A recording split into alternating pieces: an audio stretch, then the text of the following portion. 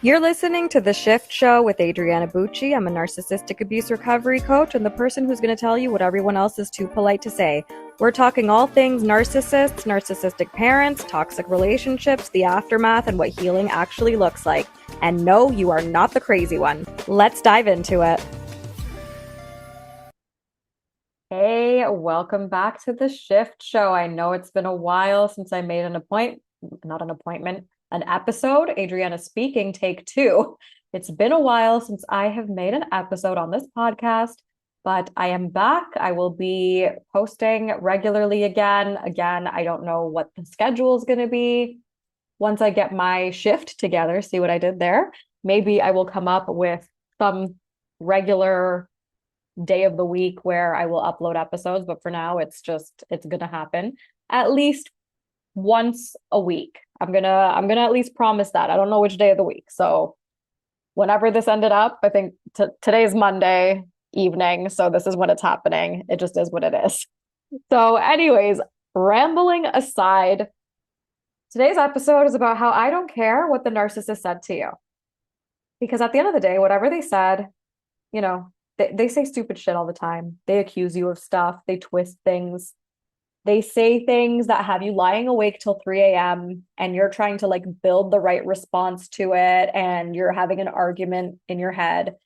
And none of that matters. And I know that might sound a little bitchy, but if you stay with me for the next however many minutes this episode is going to be, you're going to understand exactly why the content of what they're saying to you is totally irrelevant.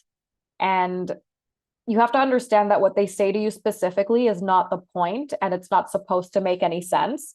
But part of the manipulation is you believing that it needs to be made sense out of somehow. But once you stop trying to do that, that's when you get your life back. So again, it doesn't matter what the narcissist said to you. And I don't care what they said to you. And hopefully, after you hear this podcast episode, you won't care what they say to you, or you'll at least have the seeds planted, and over time you will stop caring what they say to you. So I'm sure this is a familiar scenario for you, but I'm sure you've gone through the whole thing where the narcissist in your life says something. Maybe they accuse you of something, they make a weird assumption, they accuse you of exactly what they're doing as they do. That's projection. That's a classic manipulation tactic. And then your brain does exactly what a normal person would do. It goes, oh, that's not true. I need to explain, and I need to find the right combination of words so that they understand, because clearly in the past, they've misunderstood everything I've said to them. So maybe something is wrong with the way I've been communicating. So you're up till 3 a.m., you're drafting a response, you're having an argument in your head, you're rewriting the perfect paragraph that you think is going to make them say, oh my God, you're right, I see it now. And I hate to sound like a bitch, but that's delusional, okay? That is the delusion that we need to break, because that is not going to fucking happen. There is no correct combination of words that's going to get a narcissist to understand. It just doesn't exist. Okay. You can write the most articulate, airtight, compassionate, undeniable message in human history that makes so much sense. And in theory, nobody could say anything about it. But guess what? That's not going to change anything. Nothing is going to get through to the narcissist. You're not dealing with a normal, healthy person. You're dealing with a chaos enthusiast who's on a mission to destroy you. So I'm going to tell you what's actually happening in the narcissist's deranged mind when they're saying something to you. So they're not communicating the way, for example, me and you would communicate, having a back and forth conversation like normal civilized adults. And you have to unlearn that that's a thing for narcissists. Okay, so when you and I talk, we're exchanging information. I say a thing, you understand it. You say a thing, I understand it. I say a thing, you understand it. You say a thing, I understand it. And that's how conversations go. We get somewhere. We move on with our lives. There's no drama because we're communicating, because that's what communication is for, or at least that's what a normal person assumes that communication is for. And, that's what talking is for you. Like, I'm sure that if you're a normal person listening to this, and I'm sure you are, because a narcissist wouldn't have made it this far, but that is what talking is for you. Okay. But that's not what's happening on the narcissist's end. They use words as weapons. They say whatever they need to say just to get an emotional reaction out of you. And that is always going to be their goal. They do not care about resolution. They do not care about the truth. In fact, the truth is a bad look for them. So they're going to make shit up and they're going to say whatever they need to say to support their narrative. They do not care about having a healthy relationship. The only thing they care about is getting a reaction from you. And that's called narcissistic supply. Narcissistic supply is your energy, your time, your attention, your words, your engagement in those circular, pointless conversations that go on until 3 a.m. and you're more confused exiting that conversation than you were entering it because absolutely nothing got solved. And now you forget what the conversation was even supposed to be about. And that's the point. They are stacking together the precise words to get you feeling guilt, shame, or fear, and an urge to over-explain yourself and engage. I tell my clients all the time, guilt, shame, and fear are the 3 musketeers, and anyone in one of those emotional states or all 3 of those emotional states is easier to control. Those are the 3 main emotions that they're playing with. And when you react, they're feeding off of that reaction. And I know this sounds insane, and that's because it is insane, because you're not dealing with a normal, sane person. And when you're engaging and defending yourself, crying, over-explaining, any words and energy you give to this person is what they're after. This is what they are feeding off of. Okay, so they're pretty much attention whores. But the weird part about it is they're not looking necessarily for positive attention. And there are times where they want positive attention from you. That's during the love bombing phase. So there's the cycle of abuse: love bomb, devalue, discard. And the love bomb, a lot of people think it's this big grand gesture where they're professing their love, but that's not, obviously that's love bombing, but there's also love bombing in other relationships, like with a parent or a friend or a boss, like where it's not necessarily a romantic relationship. They still have to love bomb you. And that can look like them making sense for once. Love bombing can be super subtle. And, they need to love bomb you so that you like them again. They need to make themselves likable because you're not going to trust somebody who you don't like. So they're going to say what you want to hear. They're, putting on this persona, again, just to be liked by you so you trust them. And that's to prime you for another round of abuse. And what you have to understand is that is abuse in itself, even though love bombing doesn't necessarily feel like abuse. It can feel great sometimes because you're relieved, like, oh my gosh, this person finally understands me. But that's a trap. It's manipulation. And once they're satisfied that you trust them again, they start devaluing you. But they are trying to make sure, as they're love bombing you, they want to make sure they're getting that positive attention from you during that love bombing in order to gauge whether or not you're starting to fall for the trap. And that's what determines how long the love bombing lasts. A lot of people ask me, how do I make the love bombing last longer? And it's you have to, it doesn't matter, right?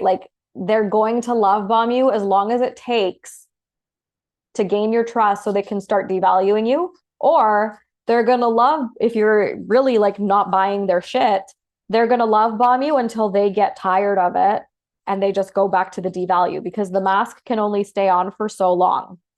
And then, they notice that you're falling for the trap, and we usually do fall for the trap because none of this is common knowledge, which, is why this podcast exists and why I do what I do and why I have coaching programs and all that great stuff. If you're interested, check out the link in the description. I'm going to be opening up my 12-week group coaching program, Bulletproof. So feel free to submit a waitlist application for that if you are interested. The link is in the description. But anyways, we fall for the love bombing and they start devaluing, right? This is where they start destroying your confidence and contradicting whatever they said during the love bombing stage. And they get you in this emotionally bamboozled state. And that's what they're feeding off of. That's what they're thriving off of. It's really fucked up because like they're getting off on seeing you in an emotionally distressed state. And this is not normal. This is not a person you can fix. This is not a person you can reason with. This is not a person who's going to change. Narcissists never change. Think about you and your life and like any habits you've tried to change. How hard was that? It wasn't an overnight thing. So imagine how hard it is to change yourself. Like your personality is pretty fundamental by the time you're an adult. So like it's not something you're going to change necessarily. But any random things you want to change about yourself is not an overnight thing. And so if it's that difficult for you to change yourself, what makes you think you can change another person? And this is a person who is not willing to change. They don't see anything wrong with their behavior. They will never have this coming to God moment where they're like, oh my gosh, the way that I'm treating the people who love me seems to be negatively affecting them. I'm going to go to therapy. Like that is never, ever going to happen. You can wait for it to happen. It's up to you, but you're going to have some regrets on your deathbed if you do that. So just saying, take it or leave it. But, you know, at the end of the day, supply is all it has ever been about and all it ever will be about with this person. So when you're sitting there and you're wondering, why would they say that? It's not even true. Whatever that is, it does not matter. And like I said, I don't care what they said about you because they're just going to say whatever they can to get that reaction out of you. So whatever they said about you, they've probably there's probably stories from other survivors that the narcissist in their life said about them. That's exactly the same, right? Like they're going to go after your insecurities. They're going to go after whatever gets a rise out of you. And, you know, you're asking yourself the wrong question because whatever they're saying is not true because in their deranged mind, it doesn't need to be true. The truth is irrelevant with these people. The truth was never the assignment with these people. The assignment was to get a rise out of you, to get supply from you, to get an emotional reaction out of you. And then any time that you spend trying to set the record straight or explaining yourself or showing them your emotions, which is a terrible idea. And I read a quote a while ago that said, showing a narcissist your emotions is like bleeding next to a shark. So take that to heart because that's what it is. And giving them any more time and energy explaining yourself or defending yourself or engaging with them in whatever way, shape, or form, you're basically serving them dinner. And people stay stuck in this for years trying to make sense out of it, and it's never going to make sense. And you really have to throw logic out the window. And you have to think like a primitive caveman almost, whose source of fuel is getting reactions from other people, because otherwise you're never going to understand them when you're using your logical brain and you're projecting your normal, decent, kind behavior onto somebody who's an absolute piece of shit. And I know that sounds harsh, but it's the fucking truth. And I'm not sugarcoating anything. And, you know, the more you understand this person's a piece of shit, the easier it's going to be to wrap your head around everything. Like, what would a piece of shit do? They would do this. Now it makes sense. You have to start thinking that way. And there is nothing wrong with you for not being able to wrap your head around this insane behavior, because that's just proof that you're a normal, decent person. But you have to stop trying to understand their logic and assuming that they're using the same logic and operating like you do. You need to stop assuming that underneath this monster, there's a reason. There's some sort of trauma that they went through in the past, which is a cop-out. Like, we've all had trauma and we're not all going around destroying other people. And, you know, maybe there was some sort of a misunderstanding or some little breadcrumb that can maybe make a little bit of sense, and maybe you can reach them if you just find the right words. And that's because that's how you work, because you have empathy, because you're normal. You have a conscience, you can self-reflect, and you keep projecting that normal conscience and ability to self-reflect and that desire for a peaceful coexistence with this person onto somebody who is completely incapable of being even a fraction as decent and normal as you are. So at the end of the day, you have to accept that some people are really just that fucked up in the head. There is no bottom floor of goodness that you're going to hit with this person if you just keep digging.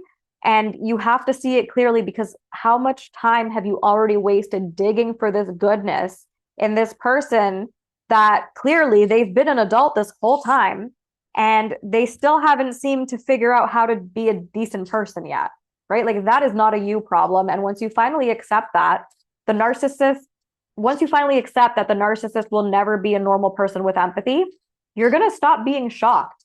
And you're going to stop wondering, what was that all about? What did they mean by that? Why would they say that? Because you're going to have the clarity that they're just pulling shit out of their ass to see if they can rope you into a conversation and siphon some more energy out of you so that they can feed off of it.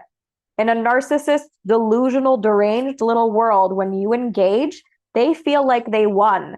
So think about the last time you had that 3 a.m. spiral. Maybe it was last night. Maybe it was last week.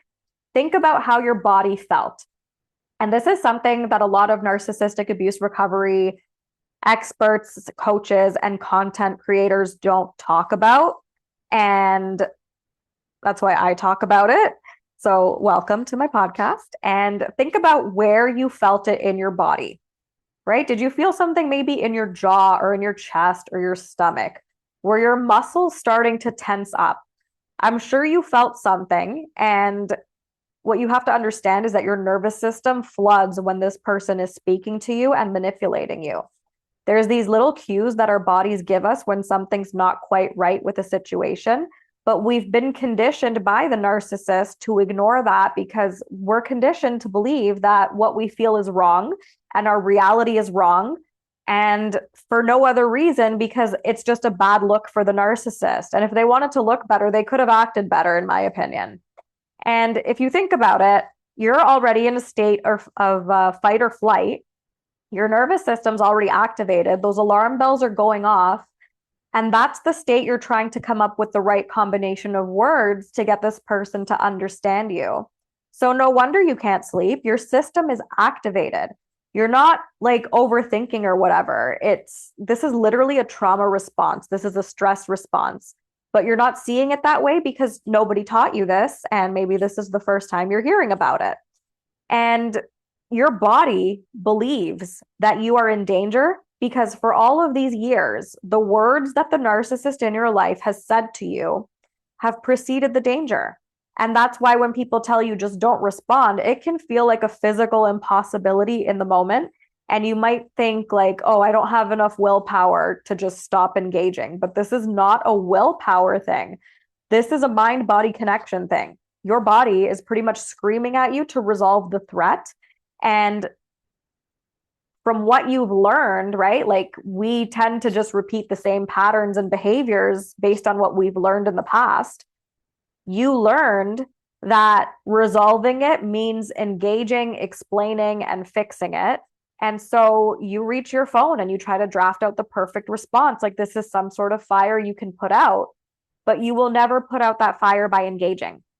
When you engage, you're literally pouring gasoline onto the fire. So if you want that alarm to stop dinging, you need to stop feeding the thing that sets it off, which is your engagement. And you have to remind your nervous system and your brain and your body that you are safe, and it is safe not to engage. Obviously, this is easier said than done, but we're planting seeds. It's safe to leave those words on the table and not bother. Now, obviously, if there's any physical threat to, your physical safety, that's obviously a law enforcement thing. Stop listening to podcasts, get yourself safe. But in your run-of-the-mill narcissistic dynamic, where, there's no threat to your safety, which it can escalate sometimes. So again, that's a law enforcement thing. But if that's not a threat, what you do is, it's kind of simple that it almost feels insulting, but it doesn't feel simple in the moment. And you probably don't believe that it works. But the next time they make a wild accusation or they blame you for something they did, or they make a weird assumption about you, don't correct them.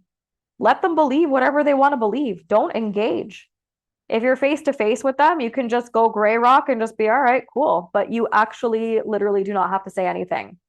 There is never any point in engaging with a narcissist because nothing good has ever come out of a conversation with a narcissist, and it never will.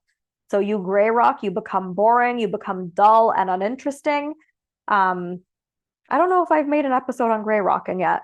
If I have, check the past episodes if you want more in depth on that. If I haven't, stay tuned. I will make an episode on it in the near future. But pretty much in a nutshell, gray rocking is where you just become the most boring person. You're super uninteresting, just like a gray rock. You just say, okay, whatever. And like end of conversation, you move on. And do you know what a predator does when the food stops feeding them? They stop. They go looking elsewhere. And you have to look at the narcissist like they are a predator because they actually are. And, once you stop engaging, it's not like you won the argument because there was never anything to win to begin with. I mean, you do win your time back, so that is a win, but you're not winning something against them. You just stop playing the stupid game that's designed to keep you stuck. The narcissist's words are weapons, and you don't have to pick the weapon up. And every single time you do, the only person getting hurt is you. So the next time they send you a text message that's literally engineered to make you spiral, you close it. You do nothing. You do not respond. You let it sit there unanswered, unfed, and you go live your life. And, again, easier said than done, but we're planting some seeds. And obviously gray rocking is the move, but what makes it difficult is that the reason you keep picking up the weapon is it's not really about them. It's because you've been gaslighting yourself. And there's a part of you that still believes that what they said might be true. And maybe you are the thing they accused you of. And maybe you have to explain yourself and defend yourself. And that's you gaslighting yourself. And that really happens as a byproduct of being gaslit by this person. And, when you're gaslighting like this, you're not really even realizing it, but maybe now you are realizing it because you're listening to this podcast episode. But that self-gaslighting keeps you in the dynamic for way longer than you need to be. And that's why I made a free training on exactly that. It's called the 3 Secrets to Stop Gaslighting Yourself After Narcissistic Abuse. And one of the mistakes I break down in this training is this exact one, buying into the illusion that what the narcissist says actually matters, because it does not matter.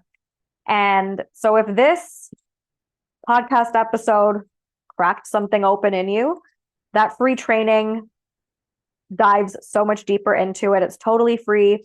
The link is in the description underneath this podcast episode. And when you register, just a heads up, if it gives you an error, just try again. It doesn't happen all the time, but sometimes there's like a browser issue and you just have to try again or maybe switch browsers. If you have any issues accessing the training, just shoot me an email, hello@letsgetyourshifttogether.com. But if you try a few times, it should work. And if it will probably work on the first go for most people. But there are a few where for some reason the tech gremlins just need you to try again. So just do that and it will work. And go watch that video. And once again, before we close off, I'm going to repeat myself. The next time the narcissist sends you some bullshit that's designed to make you spiral, close it. Do not respond. Put the weapon down and walk away. The game only ends when you stop playing. I hope this episode was helpful. Make sure you're subscribed to the podcast. And I will post another episode. When I post another episode, it might even be tomorrow. Catch you then. Take care. See you next time.